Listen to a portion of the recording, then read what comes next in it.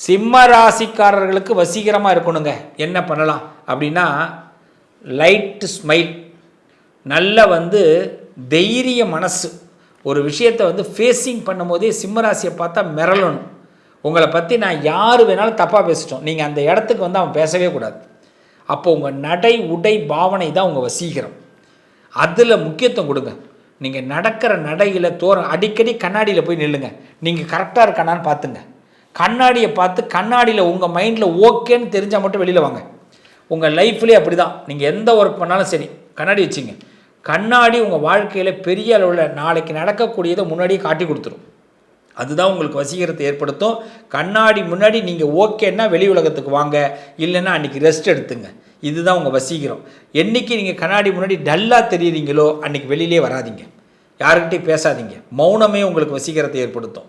இதை மட்டும் செய்யுங்க. நீங்கள் அதிகமாக சிவனை வழிபாடு பண்ணுங்கள். சிவன் மிகப்பெரிய வசீகரத்தை ஏற்படுத்தி கொடுப்பார். நல்லது நடக்கும்.